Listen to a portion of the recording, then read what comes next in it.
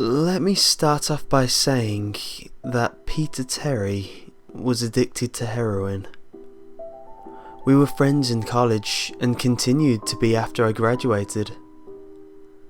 Notice that I said I. He dropped out after 2 years of barely cutting it. After I moved out of the dorms and into a small apartment, I didn't see Peter as much. We would talk online every now and then. AIM was king in pre-Facebook years. There was a period where he wasn't online for about 5 weeks straight. I wasn't worried. He was a pretty notorious flake and drug addict, so I assumed he just stopped caring. But then one night, I saw him come on. Before I could initiate a conversation, he sent me a message. "David, man, we need to talk." That was when he told me about the NoEnd house. It got that name because no one had ever reached the final exit. The rules were pretty simple and cliché. Reach the final room of the building and you win $500. 9 rooms in all. The house was located outside the city, roughly 4 miles from my house. Apparently he had tried and failed. He was a heroin and who knows what addict, so I figured drugs got the better of him and he wigged out at some paper ghost or something. He told me it would be too much for anyone, that it was unnatural. I didn't believe him. Why would I? I told him I would check it out the next night. And no matter how hard he tried to convince me otherwise, $500 sounded too good to be true. I had to. I set out the following night. This is what happened. When I arrived, I immediately noticed something strange about the building. Have you ever seen or read something that shouldn't be scary, but for some reason a chill crawls up your spine? I walked toward the building and the feeling of uneasiness only intensified as I opened the front door. My heart slowed and I let a relieved sigh leave me as I entered. The room looked like a normal hotel lobby, decorated for Halloween. A sign was posted in place of a worker. It read, "Room 1, right this way, 8 more to follow. Reach the end and you win." I chuckled and made my way to the first door. The first area was almost laughable. The decor resembled a Halloween aisle of a Kmart, complete with sheet ghosts and animatronic zombies that gave a static growl when you walked past. At the far end was an exit, the only door besides the one I entered through. I brushed through the fake spiderwebs and headed for the second room. I was greeted by fog as I opened the door to room 2. The room definitely upped the ante in terms of technology. Not only was there a fog machine, but a bat hung from the ceiling and flew in a circle. Scary. They seemed to have a Halloween soundtrack that one would find in a 99-cent store on loop somewhere in the room. I didn't see a stereo, but I guessed they must have used a PA system. I stepped over a few toy rats that wheeled around and walked with a puffed chest across to the next area. I reached for the doorknob and my heart sank to my knees. I did not want to open that door. A feeling of dread hit me so hard I could barely even think. Logic overtook me after a few terrified moments, and I shook it off and entered the next room. Room 3 is where things began to change. On the surface, it looked like a normal room. There was a chair in the middle of the wood-panelled floor. A single lamp in the corner did a poor job of lighting the area, and it cast a few shadows across the floor and walls. That was the problem. Shadows. Plural. With the exception of the chairs, there were others. I had barely walked in the door and I was already terrified. It was at that moment that I knew something wasn't right. I didn't even think as I automatically tried to open the door I came through. It was locked from the other side. That set me off. Was someone locking it as I progressed? There was no way I would have heard them. Was it a mechanical lock that set automatically? Maybe, but I was too scared to really think. I turned back to the room and the shadows were gone. The chair's shadow remained, but the others were gone. I slowly began to walk. I used to hallucinate when I was a kid, so I wrote off the shadows as a figment of my imagination. I began to feel better as I made it to the halfway point of the room. I looked down as I took my steps, and that's when I saw it. Or didn't see it. My shadow wasn't there. I didn't have time to scream. I ran as fast as I could to the other door and flung myself without thinking into the room beyond. The fourth room was possibly the most disturbing. As I closed the door, all light seemed to be sucked out and put back into the previous room. I stood there, surrounded by darkness, and couldn't move. I'm not afraid of the dark, and never have been, but I was absolutely terrified. All sight had left me. I held my hand in front of my face, and if I didn't know I was doing so, I would never have been able to tell. Darkness doesn't describe it. I couldn't hear anything. It was dead silence. When you're in a soundproof room, you can still hear yourself breathing. You can hear yourself being alive. I couldn't. I began to stumble forward after a few moments. My rapidly beating heart, the only thing I could feel. There was no door in sight. Wasn't even sure if there was one this time. The silence was then broken by a low hum. I felt something behind me. I spun around wildly, but I could barely even see my nose. I knew it was there though, regardless of how dark it was. I knew something was there. The hum grew louder, closer. It seemed to surround me, but I knew whatever was causing the noise was in front of me, inching closer. I took a step back. I had never felt that kind of fear. I can't really describe true fear. I wasn't even scared I was going to die. I was scared of what the alternative was. I was afraid of what this thing had in store for me.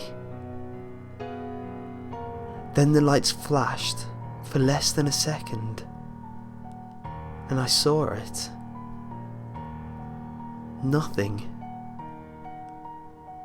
I saw nothing, and I know I saw nothing there.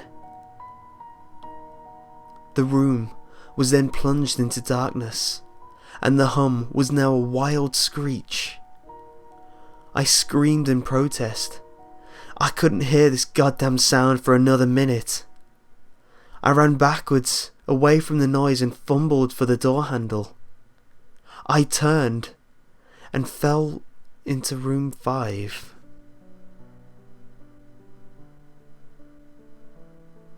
Now, before I describe room 5, you have to understand something. I am not a drug addict. I have no history of drug abuse or any sort of psychosis short of the childhood hallucinations I mentioned earlier. And those were only when I was really tired or just waking up. I entered NoEnd house with a clear head. After falling in from the previous room, my view of room 5 was from my back, looking up at the ceiling. What I saw didn't scare me. It simply surprised me. Trees had grown into the room and towered above my head. The ceilings in this room were taller than the others, which made me think that I was in the center of the house. I got up off the floor, dusted myself off, and took a look around. It was definitely the biggest room of them all. I couldn't even see the door from where I was. Various brush and trees must have blocked my line of sight with the exit. Up to this point, I figured the rooms were going to get scarier, but this was paradise compared to the last room. I also assumed that whatever was back in room 4 stayed back there. I was incredibly wrong. As I made my way deeper into the room, I began to hear what one would hear if they were in a forest. Chirping bugs and the occasional flap of birds seemed to be my only company in this room. That was the thing that bothered me the most. I heard the bugs and other animals, but I didn't see any of them. I began to wonder how big this house was. From the outside, when I first walked up to it, it looked like a regular house. It was definitely on the bigger side, but this was almost a full forest in here. The canopy covered my view of the ceiling, but I assumed it was still there, however high it was. I couldn't see any walls though. The only way I knew I was still inside was the floor matched the other rooms. The standard dark wood panelling. I kept walking, hoping that the next tree I passed would reveal a door. After a few moments of walking, I felt a mosquito fly onto my arm. I shook it off and kept going. A second later, I felt about 10 more land on my skin at different places. I felt them crawl up and down my arms and legs, and a few made their way across my face. I flailed wildly to get them all off, but they just kept crawling. I looked down and let out a muffled scream, more of a whimper to be honest. I didn't see a single bug. Not one bug was on me, but I could feel them crawl. I heard them fly by my face and sting my skin, but I couldn't see a single one. I dropped to the ground and began to roll wildly. I was desperate. I hated bugs, especially ones I couldn't see or touch. But these bugs could touch me, and they were everywhere. I began to crawl. I had no idea where I was going. The entrance was nowhere in sight, and I still hadn't even seen the exit. So I just crawled, my skin wriggling with the presence of those phantom bugs. After what seemed like hours, I found the door. I grabbed the nearest tree and propped myself up, mindlessly slapping my arms and legs to no avail. I tried to run, but I couldn't. My body was exhausted from crawling and dealing with whatever it was that was on me. I took a few shaky steps to the door, grabbing each tree on the way for support. It was only a few feet away when I heard it. The low hum from before. It was coming from the next room, and it was deeper. I could almost feel it inside my body, like when you stand next to an amp at a concert. The feeling of bugs on me lessened as the hum grew louder. As I placed my hand on the doorknob, the bugs were completely gone. But I couldn't bring myself to turn the knob. I knew that if I let go, the bugs would return, and there was no way I could make it back to room 4. I just stood there, my head pressed against the door marked 6, and my hand shakily grasping the knob. The hum was so loud, I couldn't even hear myself pretend to think. There was nothing I could do but move on. Room 6 was next, and room 6 was hell.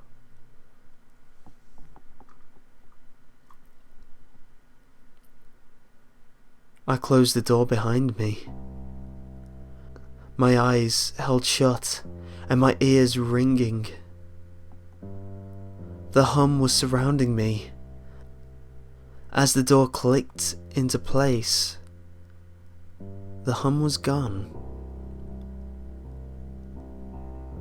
I opened my eyes in surprise, and the door I had shut was gone. It was just a wall now. I looked around in shock. The room was identical to room 3. The same chair and lamp, but with the correct amount of shadows this time. The only real difference was there was no exit door, and the only one I came through was now gone. As I said before, I had no previous issues in terms of mental instability, but at that moment, I fell into what I now know was insanity. I didn't scream. I didn't make a sound. At first, I scratched softly. The wall was tough, but I knew the door was there somewhere. I just knew it was. I scratched at where the doorknob was.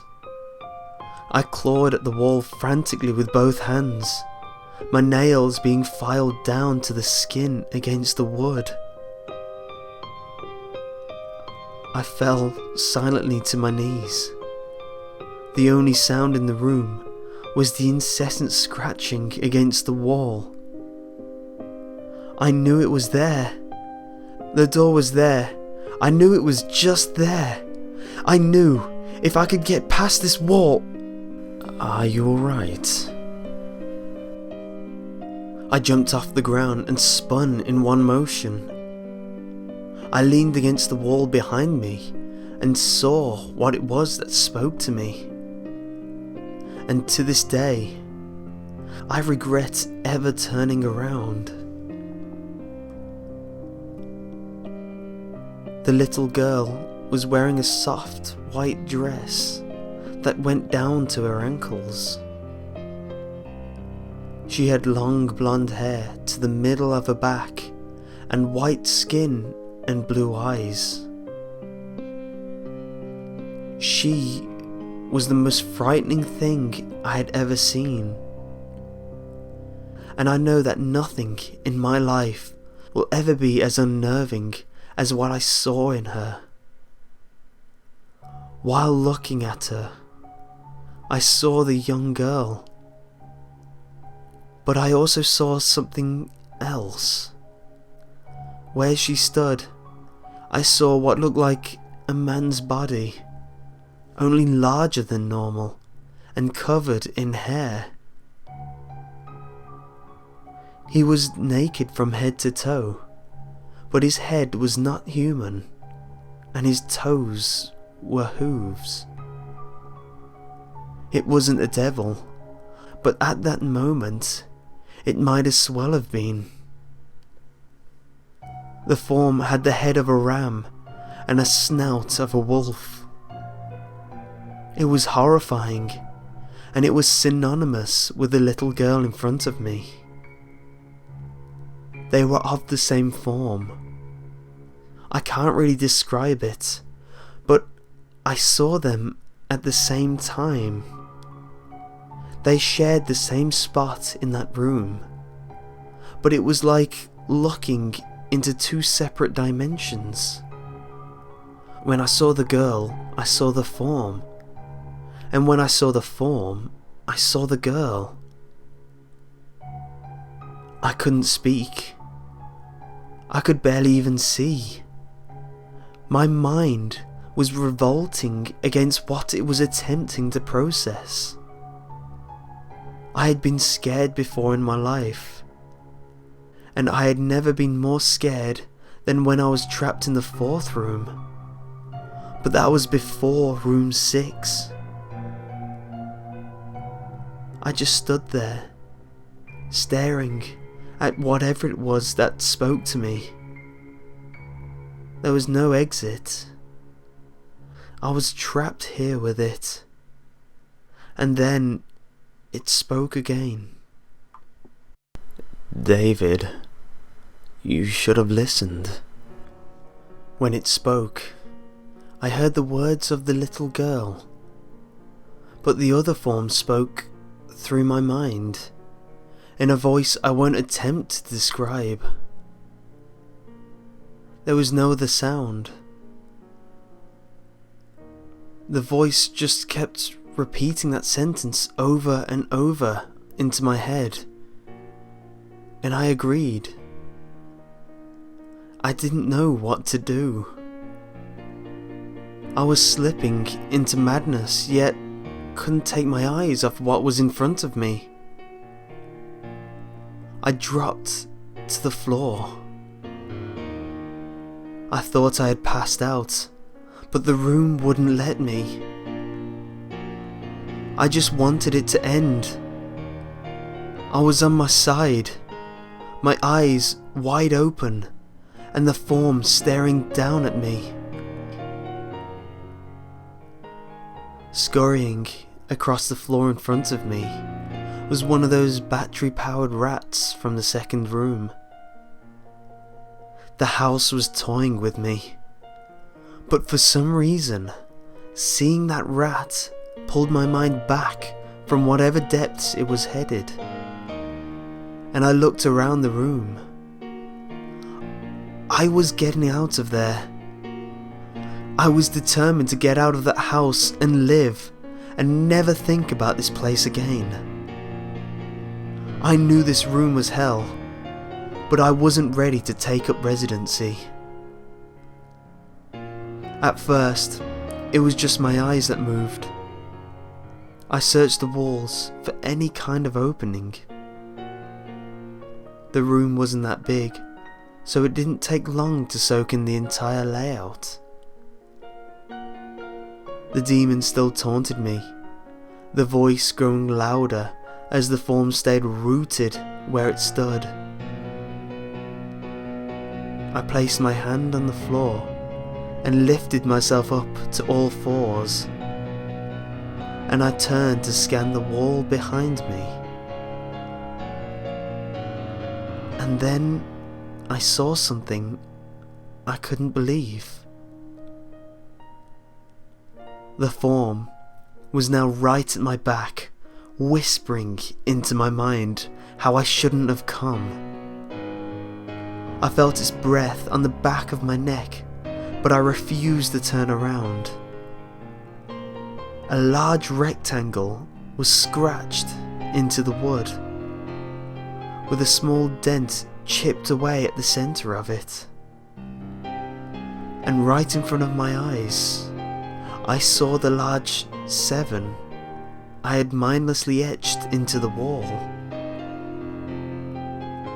I knew what it was. Room 7 was just beyond that wall where room 5 was moments ago. I don't know how I had done it, and maybe it was just my state of mind at the time, but I had created the door. I knew I had. In my madness, I had scratched into the wall what I needed most: an exit to the next room. Room 7 was close. I knew the demon was right behind me, but for some reason, it couldn't touch me. I closed my eyes and placed both my hands on the large 7 in front of me, and I pushed. I pushed as hard as I could. The demon was now screaming in my ear. It told me I was never leaving. It told me that this was the end, but that I wasn't going to die. I was going to live there in room 6 with it. I wasn't. I pushed and screamed at the top of my lungs. I knew I was going to push through the wall eventually. I clenched my eyes shut and screamed, and the demon was gone. I was left in silence. I turned around slowly and was greeted by the room as it was when I entered. Just a chair and a lamp. I couldn't believe it, but I didn't have time to dwell. I turned back to the 7 and jumped back slightly. What I saw was a door. Not one that I had scratched in, but a regular door with a large 7 on it. My whole body was shaking. It took me a while to turn the knob, and I just stood there for a while, staring at the door. I couldn't stay in room 6. I couldn't. But if this was only room 6, I couldn't imagine what room 7 had in store. I must have been stood there for an hour, just staring at the 7.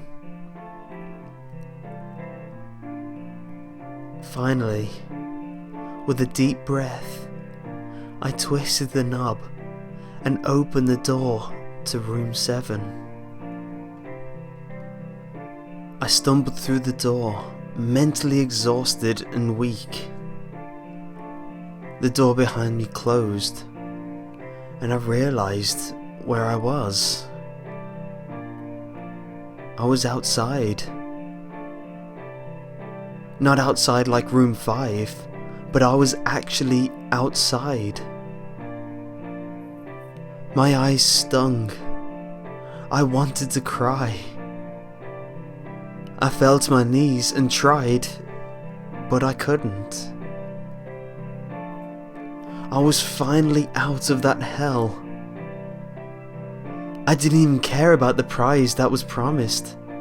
I turned and saw that the door I just went through was the entrance.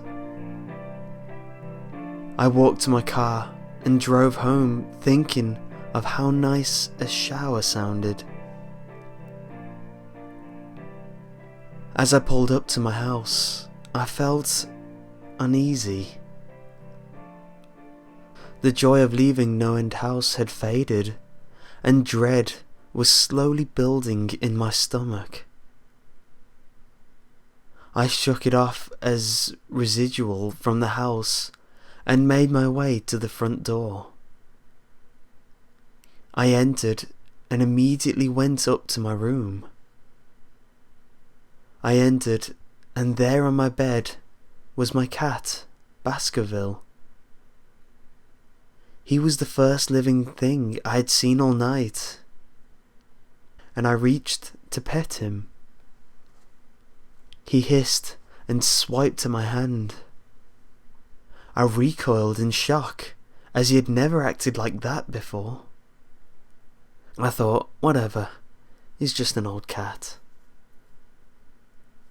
I jumped in the shower and got ready for what I was expecting to be a sleepless night. After my shower, I went to my kitchen to make some food. I descended the stairs and turned into the family room, and what I saw would forever be burned into my mind. My parents were lying on the ground, naked and covered in blood. They were mutilated to near unidentifiable states.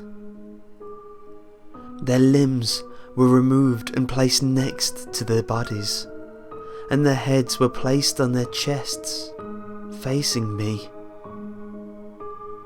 The most unsettling part was their expressions.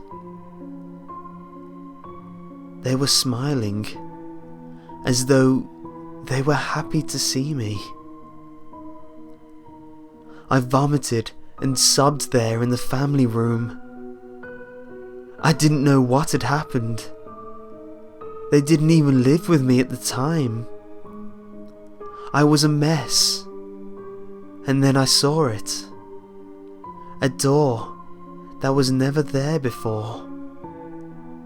A door with a large 8 scrawled on it in blood. I was still in the house. I was standing in my family room, but I was in room 7. The faces of my parents smiled wider as I realized this. They weren't my parents. They couldn't be. But they looked exactly like them. The door marked 8 was across the room, behind the mutilated bodies in front of me. They looked exactly like them. I knew I had to move on, but at that moment I gave up. The smiling faces tore into my mind. They grounded me where I stood. I vomited again and nearly collapsed. Then the hum returned. It was louder than ever. It filled the house and shook the walls. The hum compelled me to walk. I began to walk slowly, making my way closer to the door and the bodies. I could barely stand, let alone walk, and the closer I got to my parents, the closer I came to suicide. The walls were now shaking so hard, it seemed as though they were going to crumble. But still, the faces smiled at me. As I inched closer, their eyes followed me. I was now between the two bodies, a few feet away from the door. The dismembered hands clawed their way across the carpet towards me. All the while, the faces continued to stare. New horror washed over me, and I walked faster. I didn't want to hear them speak. I didn't want the voices to match those of my parents. They began to open their mouths, and the hands were now inches from my feet. In a dash of desperation, I lunged toward the door, threw it open, and slammed it behind me. Room 8. I was done. After what I'd just experienced, I knew there wasn't anything this house could throw at me that I couldn't live through. There was nothing short of the fires of hell that I wasn't ready for. Unfortunately, I underestimated the abilities of NoEnd House. Unfortunately, things got more disturbing, more terrifying, and more unspeakable in Room 8. I still have trouble believing what I saw in Room 8. Again, the room was a carbon copy of rooms 4 and 6, but sitting in the usually empty chair was a man. After a few seconds of disbelief, my mind finally accepted the fact that the man sitting in the chair was me. Not someone who looked like me. It was David Williams. I walked closer. I had to get a better look, even though I was sure of it. He looked up at me, and I noticed tears in his eyes. Please, please don't do it. Please don't hurt me. What? I said. Who are you? I'm not going to hurt you. Yes, you are. He was sobbing now. You're going to hurt me, and I don't want you to. He sat in the chair with his legs up and began rocking back and forth. It was actually really pathetic looking, especially since he was me, identical in every way. Listen, who are you? I was now only a few feet from my doppelganger. It was the weirdest experience yet, standing there talking to myself. I wasn't scared, but I would be soon. Why are you... You're going to hurt me. You're going to hurt me, and if you want to leave, you're going to hurt me. Why are you saying this? Just calm down, alright? Let's try figure this... And that's when I saw it. The David sitting down was wearing the same clothes as me, except for a small red patch on his shirt, embroidered with the number 9. You're going to hurt me. You're going to hurt me, please. You're going to hurt me. My eyes didn't leave that small number on his chest. I knew exactly what it was. The first few doors were plain and simple, but after a while they got a bit more ambiguous. 7 was scratched into the wall, but by my own hands. 8 was marked in blood above the bodies of my parents, but 9, this number, was on a person. A living person. And worse still, it was on a person that looked exactly like me. David? I had to ask. Yes, you're going to hurt me. You're going to hurt me. He continued to sob and rock. He answered to David. It was me, right down to the voice. But that 9. I paced around for a few minutes while he sobbed in his chair. The room had no door, and similar to room 6, the door I came through was gone. For some reason, I assumed that scratching would get me nowhere this time.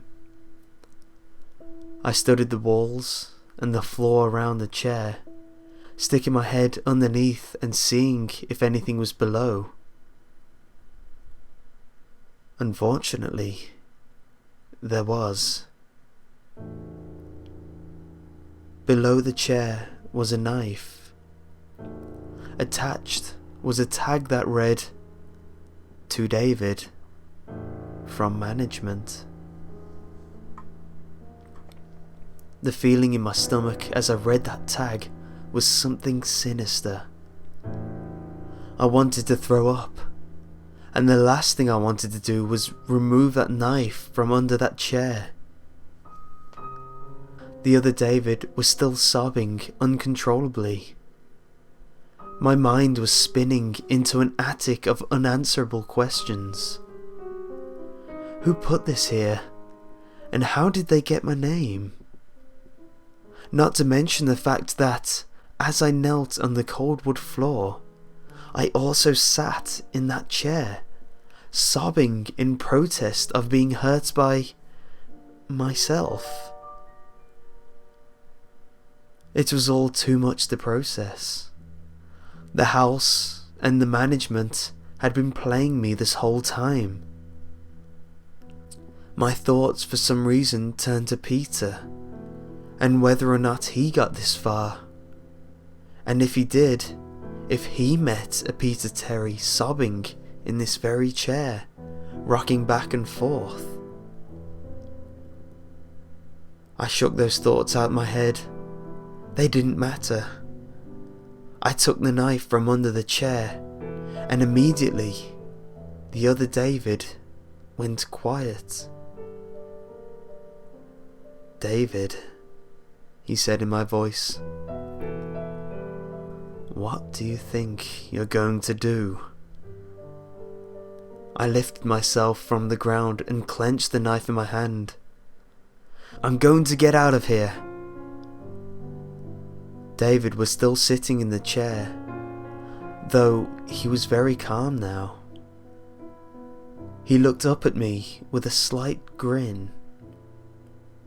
I couldn't tell if he was going to laugh or strangle me.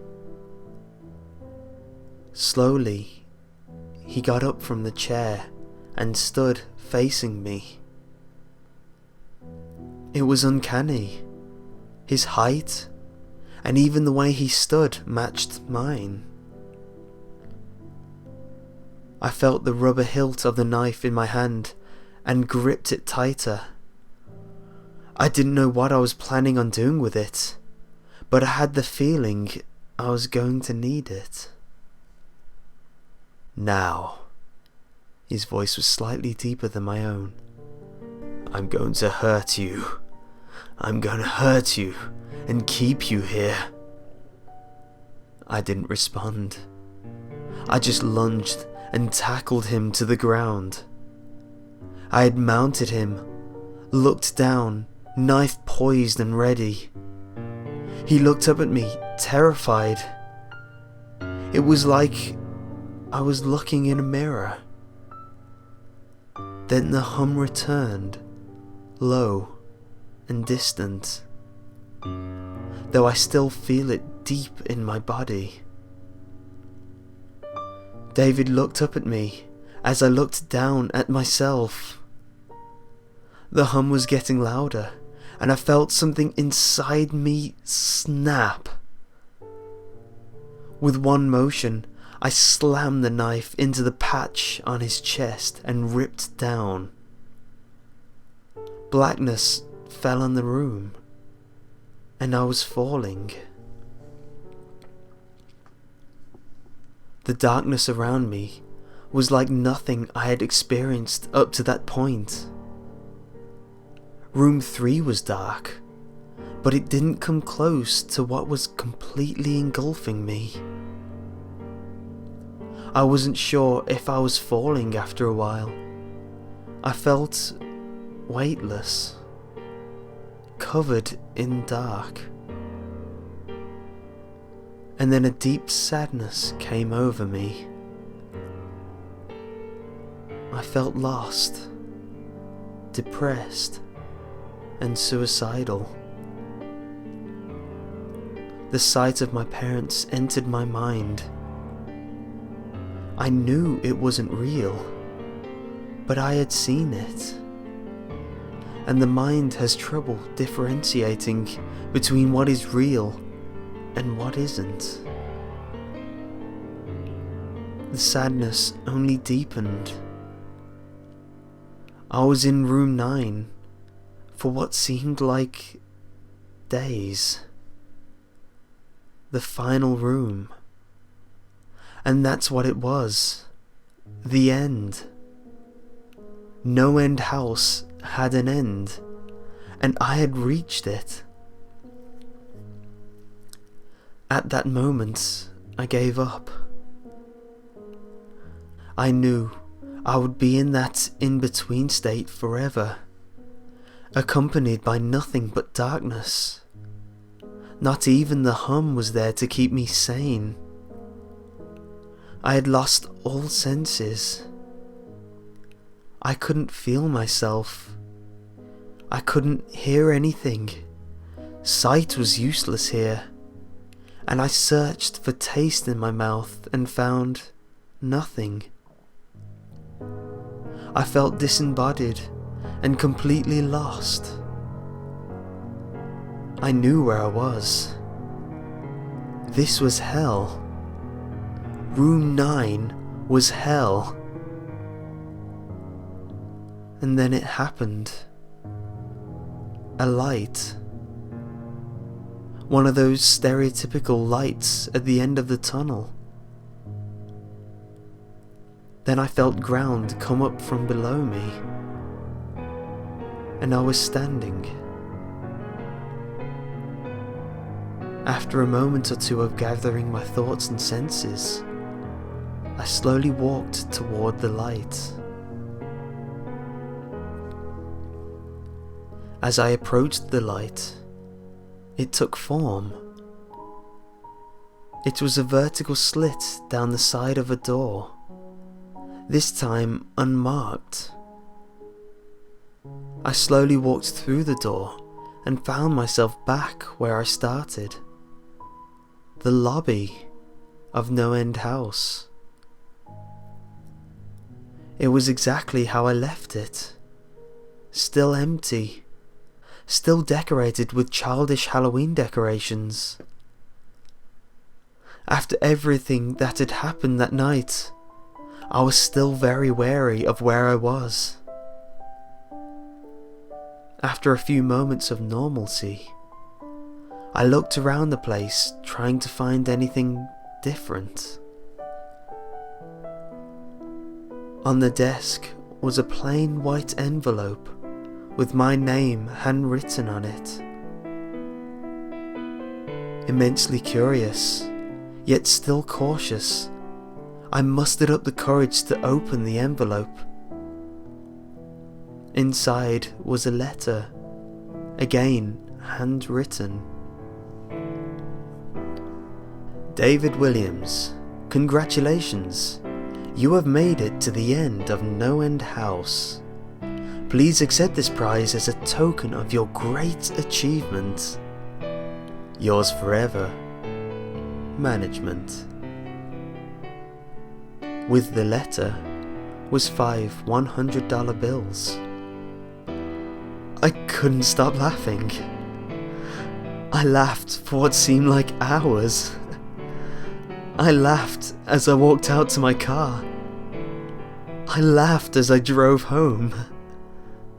I laughed as I pulled into my driveway. And I laughed as I opened my front door to my house. And laughed as I saw the small 10 etched into the wood.